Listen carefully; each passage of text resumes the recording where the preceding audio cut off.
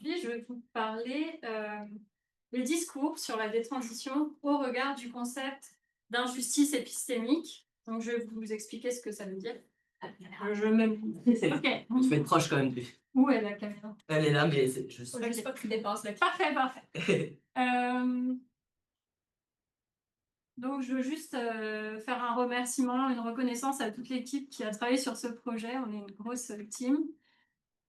Donc, pour commencer, vous mettre un peu dans le contexte, on a vu depuis la fin des années 2010 émerger beaucoup de discours sur la détransition. Donc, on l'a déjà un peu défini, c'est l'arrêt temporaire ou permanent d'une transition de genre. Et il y a eu trois moments un peu forts qui ont encore plus accéléré ces discours.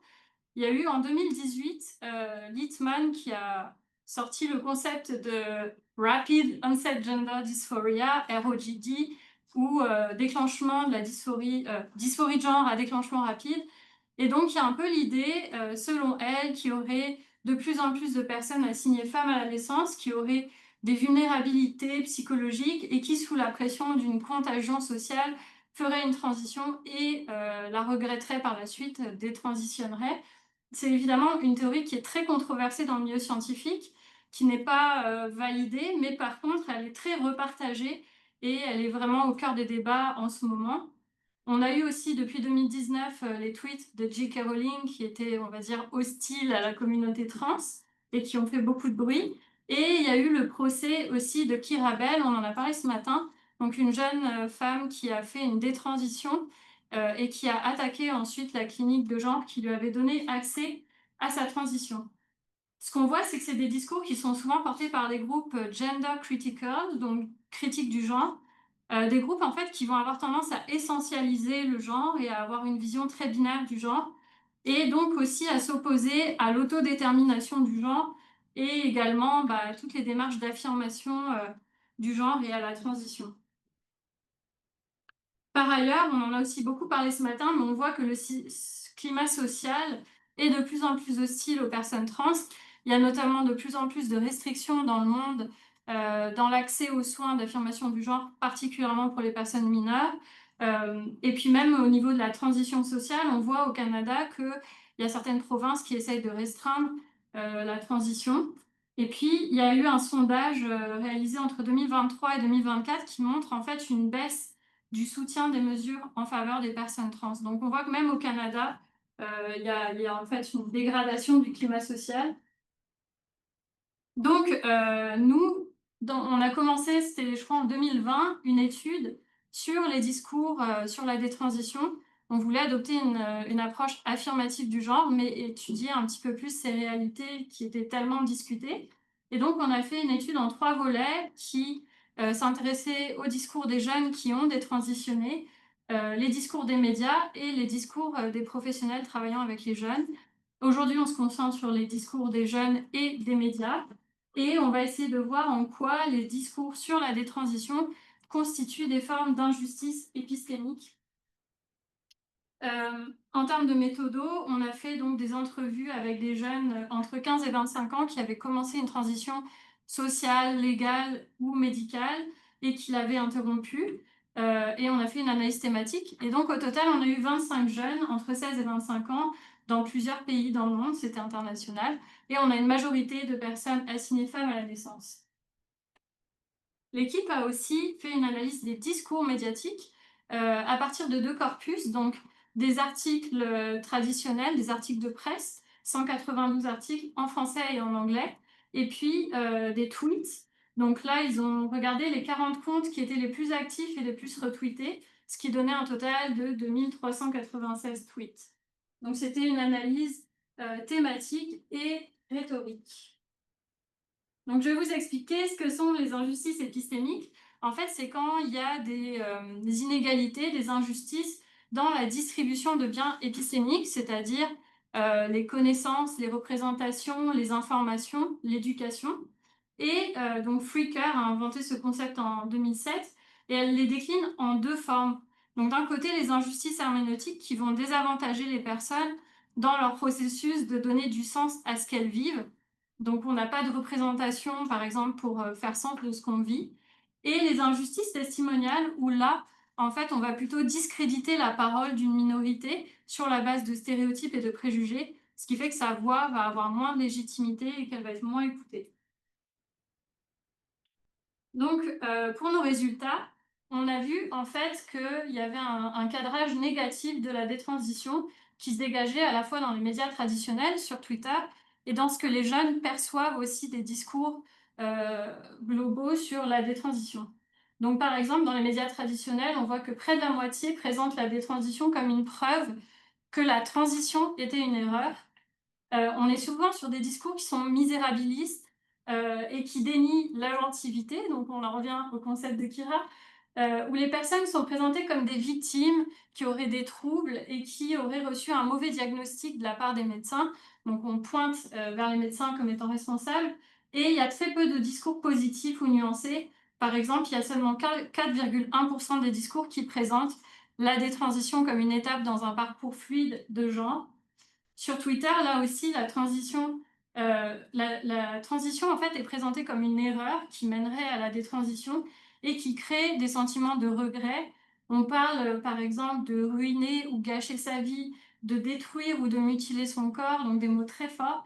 Et on parle aussi de terribles ou de mauvaises décisions. Et là encore, il y a assez peu de personnes, un quart environ, des personnes des trans qui parlent d'une étape fluide dans leur parcours. Donc on voit par exemple quelqu'un en bas qui dit que la transition a été une terrible erreur, qu'ils vont emporter des cicatrices toute leur vie. Les jeunes des trans qu'on a vus dans les entrevues nous disent aussi qu'ils voient cette prépondérance de représentation très négative sur la détransition, donc avec l'idée d'erreur et de regret, et qu'elles se voient présentées comme des victimes de pressions externes, soit des pressions à transitionner, soit aussi des pressions à détransitionner, donc des discours qui viennent plus parfois des personnes trans ou transaffirmatives. On leur dit aussi des fois qu'elles sont des fakers, qu'elles ne sont pas réellement trans, ou qu'elles ne l'étaient pas et que c'est pour ça qu'elles doivent transitionner. Et puis, elles disent qu'il n'y a pas assez d'expériences nuancées ou positives qui reflèteraient mieux leur expérience. Donc, comme ici, Yael dit que c'est toujours présenté comme un échec et qu'il y a une représentation collective, que faire une détransition, c'est mal.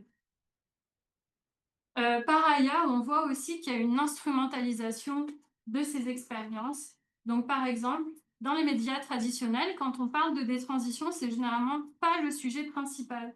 Donc, dans 14% des articles seulement, la détransition va être le sujet principal. Mais dans la plupart des articles, en fait, on parle tout d'abord de transition et la détransition n'est qu'un argument pour attaquer la transition. Et on voit d'ailleurs que 68,8% des articles adoptent une posture anti-trans, anti-transition, avec l'idée qu'il faut réduire l'accès aux transitions et donc mettre plus de gatekeeping. Ce matin, Florence nous a montré que le gatekeeping n'était pas efficace pour prévenir les regrets. Et donc, il y a très très peu d'articles qui soutiennent l'accès aux soins d'affirmation du genre ou qui dénoncent la transphobie. Sur Twitter aussi, on voit que les tweets qui sont les plus partagés, ils sont aussi gender critical, donc critique du genre, et s'opposent à la transition. Donc on voit que c'est des discours très populaires. Et à travers le temps, des fois, les personnes sur leur compte Twitter vont soit se nuancer un peu, donc une fois qu'ils quittent la période des fois de choc du moment de la détransition qui peut être parfois plus difficile, donc ils vont vers un discours plus nuancé, mais il y en a d'autres, à l'inverse, qui vont se radicaliser, donc qui vont rester peut-être dans des bulles de discours anti-trans. Il y a quand même quelques personnes des trans qui dénoncent cette instrumentalisation, vous en avez un exemple en bas, mais ça reste pas forcément la majorité. Les jeunes qu'on a rencontrés, eux aussi, ils perçoivent cette instrumentalisation. Ils disent que leur expérience est souvent présentée comme un avertissement contre les dangers de la transition. Et en contraste, ils trouvent assez peu d'informations, voire pas du tout, quand ils souhaitent détransitionner. Donc, on ne sait pas comment on fait une détransition et on n'a aucune info là-dessus. Leurs opinions par rapport à l'accès aux soins sont plus nuancées que ce qu'on voit dans les médias ou sur Twitter. Et là, quelqu'un nous dit qu'elle se sent comme un pion parce qu'on ne voit pas sa vie et sa décision pour ce qu'elle est, mais qu'on prend juste des éléments de son histoire pour justifier que personne ne devrait transitionner. Donc on voit que ça a des impacts sur les personnes des trans aussi. Donc en quoi est-ce que ce sont des formes d'injustice herméneutique? Ben, on voit d'un côté qu'il y a une homogénéisation de ces discours sur la détransition et donc un manque de modèles alternatifs pardon, pour faire sens de son expérience. Et il y a des jeunes qui nous ont même dit que cela peut les amener à avoir une lecture négative de leur expérience, comme ici, Sun qui dit ben, qu'elle est tombée dans ces discours qu'elle qualifie de TERF ou de féministes radicales, qui qualifient son corps de mutilé en fait, et que elle était devenue accro à ces discours-là et que ça devenait une forme d'automutilation que de lire ces choses, de se dire ah j'ai fait une erreur, je me suis mutilée et bah, de se sentir au final mutilé.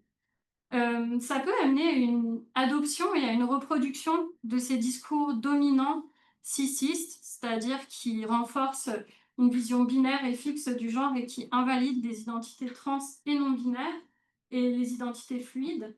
Et d'ailleurs, on voit que Flickr dit que les groupes dominés sont plus susceptibles de vivre certaines expériences sociales à travers un prisme obscurci, n'ayant à leur disposition que des significations inadéquates pour les rendre intelligibles. Donc on voit ici l'impact que peut avoir le manque de représentation nuancée.